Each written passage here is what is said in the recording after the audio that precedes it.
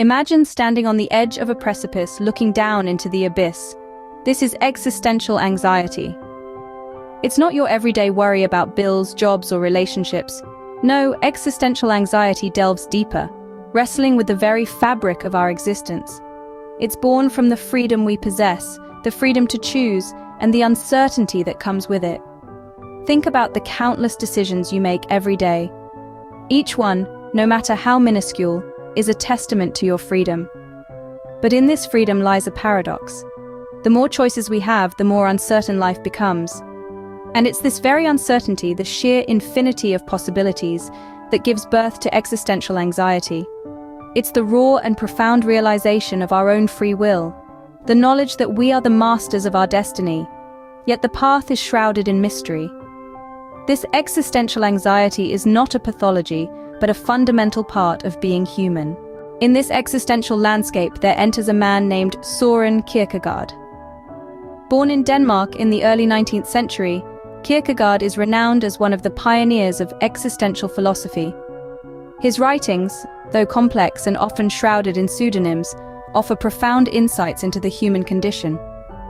They provide a lens to view life through, one that embraces the uncertainties, doubts, and paradoxes that define our existence.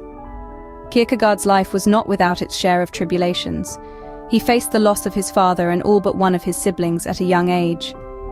These experiences, along with his broken engagement to Regine Olsen, deeply influenced his philosophical outlook. His personal experiences became the crucible wherein his existential ideas were forged. The Danish philosopher's work often revolved around themes of individuality, faith, and personal choice. He questioned societal norms and conventions, emphasizing the importance of personal responsibility and decision-making. His philosophy is often seen as a response to the impersonal nature of the society and the broad generalizations made by his contemporaries. Kierkegaard's seminal work, The Concept of Anxiety, is a testament to his unique perspective on life. He delves into the concept of angst, or existential anxiety, an experience that goes beyond mere anxiety disorders. For Kierkegaard, angst represents a response to the unknown and uncertainty that are inherent to the human condition. It is a manifestation of our constant awareness of freedom and the responsibility that comes with it. Kierkegaard's philosophy is not just about understanding the world, but about understanding ourselves. His writings challenge us to confront our anxieties and fears, to embrace the unknown, and to make choices that are truly our own. Through his philosophy, we are encouraged to embark on a journey of self-discovery, a journey that demands courage, faith, and a willingness to navigate the complexities of life. Kierkegaard's philosophy sheds light on the human condition and our inherent existential anxiety. His ideas continue to resonate with us today, serving as a reminder that despite the uncertainties and complexities of life, we possess the freedom to chart our own path. Kierkegaard, in his work The Concept of Anxiety, explores this existential anxiety in depth. In Kierkegaard's philosophical world, anxiety isn't a pathology to be treated or a condition to be cured. It is a crucial part of what makes us human. He argues that anxiety or angst is a response to our freedom, our ability to choose, and the uncertainty that comes with it. Imagine standing on the edge of a cliff. Below you is a terrifying abyss, yet you also have the freedom to leap. This is the essence of what Kierkegaard refers to as the dizziness of freedom. It's the anxiety that stems from the terrifying yet liberating realization that we have the power to influence our own lives, the power to choose. Kierkegaard saw this anxiety as something inherent in the human condition. It is a byproduct of our awareness of the vast array of possibilities that life presents, and the responsibility that comes with choosing one over the other. In his view, our choices are not just about deciding what to have for breakfast or which shirt to wear. These choices are existential. They shape who we are, and they shape our future. But this freedom to choose is a double-edged sword. With it comes the knowledge that we could make the wrong decision, that our choices could lead us down paths we never intended to walk. This uncertainty, this fear of making the wrong choice, is what Kierkegaard identifies as the root of our anxiety. Yet Kierkegaard does not see anxiety as something to be feared or avoided. Rather, He views it as a necessary part of our personal growth. It's the fuel that drives us to confront the unknown, to make decisions, and to take responsibility for our actions. Anxiety, then, is not a symptom of a disorder that needs to be treated. It's a sign that we are conscious, thinking beings, grappling with the complexities of existence. It's a sign of our freedom, our capacity to shape our own lives.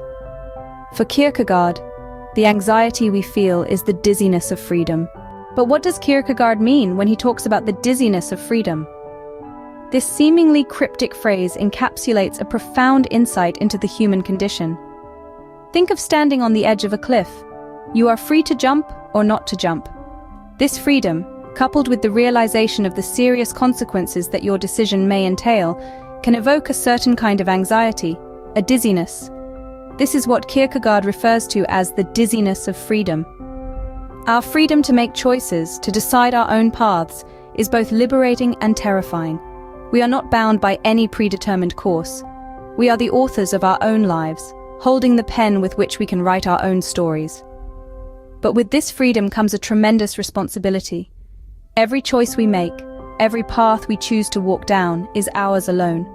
And the outcomes of our decisions, whether they lead to success or failure, joy or sorrow, are ours to bear. This awareness of our freedom and responsibility can indeed evoke anxiety. It's the anxiety that arises from the complexities of decision-making without the comfort of guaranteed outcomes.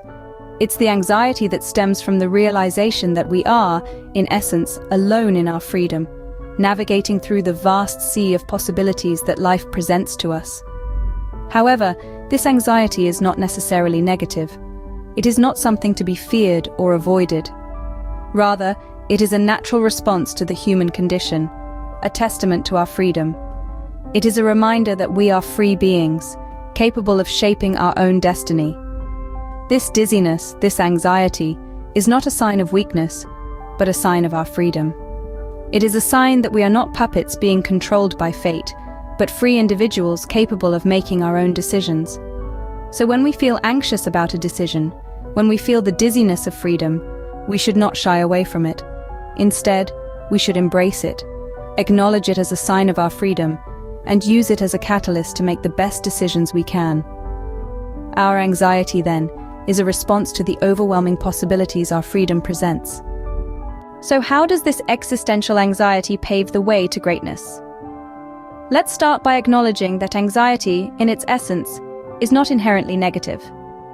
Søren Kierkegaard, the father of existentialism, saw anxiety as a profound experience, a catalyst for personal growth and self-realization.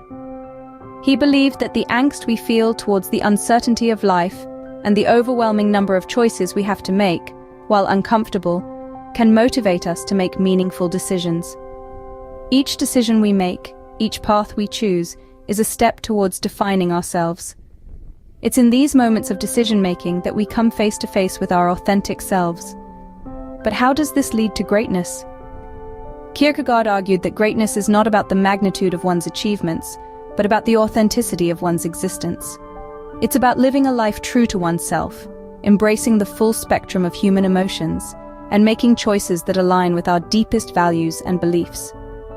In this sense, existential anxiety can be seen as a compass, guiding us towards our true selves. It pushes us to question our existence, our values, our choices, and our authenticity. It forces us to confront our fears and insecurities, to step outside our comfort zones, and to make tough decisions. As we navigate through the labyrinth of life, wrestling with our anxieties and fears, we grow and evolve. We become more aware, more mindful, more authentic. We begin to understand ourselves and our place in the world better. We start to live life more fully, more meaningfully, and that, according to Kierkegaard, is the essence of greatness. So instead of running away from anxiety, let's embrace it. Let's use it as a tool for self-reflection, for self-growth, for self-realization. Let's allow it to guide us towards our authentic selves, to help us make meaningful choices, to lead us down the path of greatness. In the face of existential anxiety, we find our path to greatness. As we navigate the complexities of life, Kierkegaard's insights offer a profound perspective. We've delved deep into the Danish philosopher's concept of angst, a unique kind of existential anxiety that transcends mere fear or worry. It's a response to the unknown, the uncertainty that defines our human existence. Kierkegaard has shown us that this anxiety stems from the dizziness of freedom, the overwhelming awareness of our freedom to make choices and the responsibility that comes with it. But this isn't a cause for despair. In fact, it's quite the opposite. Kierkegaard believes that this existential anxiety, this dizziness, is a stepping stone to greatness. It opens up the path for personal growth and self-realization. By acknowledging and embracing this anxiety, we can make conscious decisions that lead us towards our true potential. In the words of Kierkegaard, life is not a problem to be solved, but a reality to be experienced. So embrace the dizziness of freedom and find your path to greatness.